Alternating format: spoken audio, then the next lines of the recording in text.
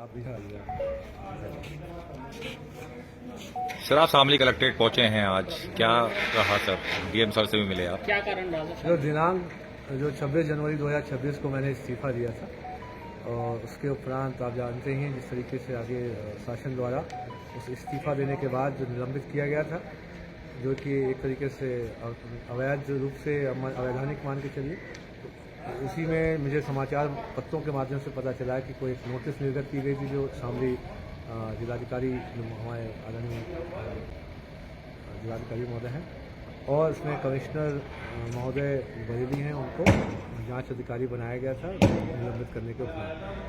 पर जो विभिन्न प्रिंट मीडिया के माध्यम से पता चला था कि एक कोई आरोप पत्र निर्गत किया गया है, तो उसी आरोप पत्र को आज रिसीव करने के लिए आज दिनांक 9 फरवरी 2026 को मैं यहाँ पर जिलाधिकारी कार्यालय सामने आया हूँ और साथ ही साथ जिलाधिकारी महोदय से मिलकर 30 दिन का समय लिया, पत्र प्राप्ति मतलब आज से लेकर 30 दिन का समय लिया है कि इस पर जवाब तैयार करके आगे की विधिक कार्रवाई करने के लिए समय लिया। सर क्या आरोप लगाए गए पत्र में? आरोप अभी स्टडी करेंगे, अभी तो रिसीव किया है, अब देखेंगे उसको, हमारी जो लीगल टीम स्टडी करेगी उसको हम एक प्रेस नोट के माध्यम से आपको अवगत कराएंगे। तो सर जो वर्तमान में जो चल रहा है, अब आगे की रूपरेखा क्या होगी? शामली आगे की रूपरेखा ये है, अब समाज आप जानते हैं छत विक्षत हो रखा है, जिस तरीके का आप देखेंगे जो केंद्र सरकार की जो पॉलिसी है डिवाइड एंड रूल करने वाली, जो मेरे इस्तीफे में भी लिखा है कि केंद्र सरकार ने पहले SC/ST एक्ट में पहले जनरल OBC और SC/ST को पहले विभाजित किया। इनको अभी भी पता नहीं इन्होंने कौन सा देश के साथ ऐसा क्या देश ने इनके साथ बिगाड़ा है, इन्होंने अब जनरल और OBC को जो है अलग अलग विखंडित करने के लिए ये UGC रेगुलेशन 2026 लाए हैं। एक तरीके से ये देश को ख़त्म करना चाहते हैं। देश में 2 गुजराती रहे, एक गुजराती सरदार पटेल थे, उन्होंने देश में 562 रियासतों को जोड़ा और ये देश में 2 ये नए गुजराती आए हैं, देश को तोड़ने आए हैं। ये सिर्फ छद्म रूप से बोलते हैं, हिंदू सम्मेलन करवा रहे हैं, बोलते हैं कि बटोगे तो कटोगे, लेकिन ये बांट बांट के ही आपको काटेंगे। जिस तरीके से इनका जो UGC रेगुलेशन 2026 और SC/ST एक्ट जो इन्होंने लागू कराया है, इससे स्पष्ट होता है ये देश के नहीं है, ये किसी बाहरी धरती के हैं। मैं बार बार बोला ये विदेशी हैं। अच्छा सर, केंद्र सरकार से आपकी नाराजगी साफ दिखाई देती है, लेकिन एक सनातन का चेहरा मुख्यमंत्री योगी आदित्यनाथ जी भी है, उनके बारे में क्या? देखिए, जो हमारे खासकर प्रदेश में, मैं तो अपने लोगों की बात करूंगा, जो प्रदेश में अगर मुख्यमंत्री हैं वो हमारे प्रदेश के हैं। कोई अगर बाहरी तत्व या बाहरी जो ताकतें हैं, कोई अगर राज्य में किसी भी तरीके से उसको जो वहाँ का एस्टेब्लिशमेंट है प्रभावित करने का प्रयास करते हैं, तो ऐसे लोगों के हम साथ में कतई नहीं है। खासकर जो देश में जो ये बोलते हैं कि अगर आप बटोगे तो कटोगे, लेकिन उसके विपरीत काम करते हैं। तो इस सनातन की संस्कृति का आप सोचिए, सनातन संस्कृति को मानने वाले 85% जनरल और OBC उनकी भावना को दरकिनार करते हुए इसी सरकार, केंद्र सरकार ने 2018 में सुभाष काशीनाथ महाजन वर्सेस स्टेट ऑफ महाराष्ट्र का केस आया था, जिसमें उन्होंने माननीय सुप्रीम कोर्ट ने बोला था जो SC/ST एक्ट है असंवैधानिक है, मूल अधिकारों का हनन करता है।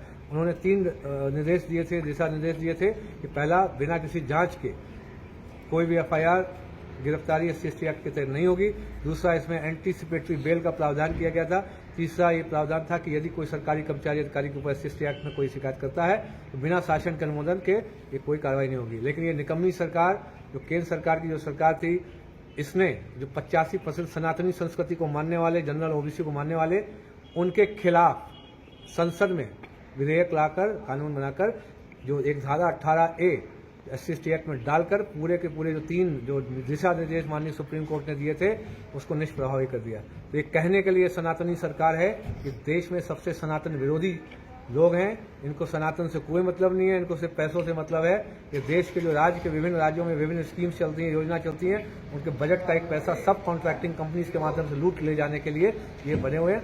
हाल ही में आपने देखा होगा कितनी पानी की टंकियां टूट रही हैं, क्षतिग्रस्त हो रही हैं, ये सब इन्हीं के कारनामे हैं। सब कॉन्ट्रैक्टिंग के माध्यम से विभिन्न कंपनियों को टेंडर दिए गए हैं और ये कंपनियां जो 10 से लेकर 30% का जो है पैसा लूट के सब कॉन्ट्रैक्टिंग के माध्यम से ले जा चुकी हैं। आप किसी भी जिले में पकड़ लीजिए, चाहे यहाँ पकड़ लीजिए, लखीमपुर खीरी में सबसे पहली टंकी पानी भरा गया था, टूट गई थी। अब इससे बड़ा भ्रष्टाचार क्या होगा? यहाँ टंकी, ये परसेंटेज के मामले में देश का सबसे बड़ा भ्रष्टाचार सिद्ध होने वाला है केंद्र सरकार का। माघ मेले की जो घटना हुई है सर, उसमें अभी आपने बताया कि योगी आदित्यनाथ जी के को काफी हद तक आपने कुछ नहीं बोला है, ये तो मतलब क्या उस घटना में केंद्र सरकार कहाँ थी? मैं अपने माननीय मुख्यमंत्री को तो पहले बाद में बोलूंगा। मैं ब्राह्मण समाज से आता हूँ। चोटी अगर सनातन संस्कृति का प्रतीक है, उनकी चोटी जो घसीट के पीटा गया, ये हमारे जो अकर्मण्य जो एक नाम के लिए जो सरनेम के साथ हमारी जाति ब्राह्मण MP MLA, मुझे इन नक्कारों से सबसे पहले ये पूछना है, इन नक्कारों से आपको दर्द नहीं आया? अभी तक दर्द नहीं आया? अभी तक एक मुंह में स्टेटमेंट नहीं खुला है? जब आपके ही समाज के लोग अपने आपके सम्मान नहीं करेंगे तो दूसरा कौन सा सम्मान करने आएगा? किसी को इतना समय है? अभी मुक्तेश्वरानंद जी ने आपसे कहा था कि सरकार से बड़ा पद हम आपको देंगे, उनके बारे में क्या? देखिए आदरणीय है, शंकराचार्य जी हैं, उनका सम्मान है। आगे अभी हम लोगों को बहुत अलग अलग तरीके से काम करना है। सबसे पहले जो मुहिम है, जो हमारा SC/ST एक्ट, जो देश का सबसे बड़ा काला कानून है, बिना किसी जांच के गिरफ्तारी होती है, वसूली का अभियान चलता है। गरीब परिवारों से जनरल OBC में, जनरल में आपके जो ब्राह्मण क्षत्रिय वैश्य कायस्थ भूमिहार, आपके इसमें देखेंगे OBC में लोधी राजपूत यादव गंगवार पटेल गुजर सैनी पाल बघेल, इन सब के जितने भी लोग हैं, इनकी आत्मा के साथ, इनके परिवारों की आत्मा के साथ, बहू बेटियों के साथ परिवार को बर्बाद किया जाता है। किसी भी केस में 50,000 से लेकर 5 लाख 10 लाख जिसकी जैसी क्षमता होती है उससे वसूली की जा रही है। 95% केस फर्जी हैं। आप विष्णु तिवारी वाला केस आपने सुना होगा, 20 साल बाद उसको जो है निर्दोष करार दिया गया, 20 साल जेल में बन रहा। एक आदमी जो है 10 साल पहले उसने कोई उस पर निराधार शिकायत दर्ज की गई थी, उसे जेल में जो है डिप्टी जेलर पीट के मार डालता है। आज तो इसका कितना ज़्यादा दुरुपयोग हो रहा है।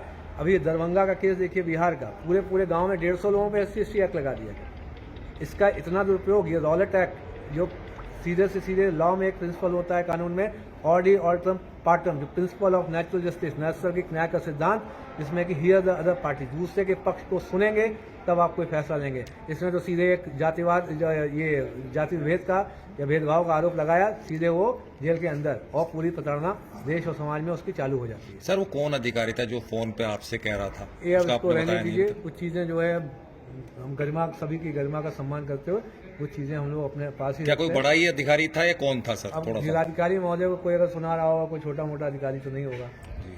तो कोई ये लड़ाई जारी रहेगी अभी? नहीं, ये लड़ाई पूरी जारी रहेगी। अभी हमारा प्रथम जो है मिशन SC/ST एक्ट पे है।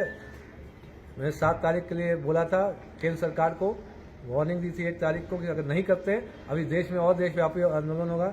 इस समय ये अल्पमत में इनका जो कोर वोटर 40 से 50% जनरल OBC हट चुका है। आज चुनाव आ जाएंगे तो एक भी सीट जीत नहीं पाएंगे। 0 सीट पे आज बैठे हुए केंद्र सरकार। तो सर मुख्य रूप से कौन से संगठन?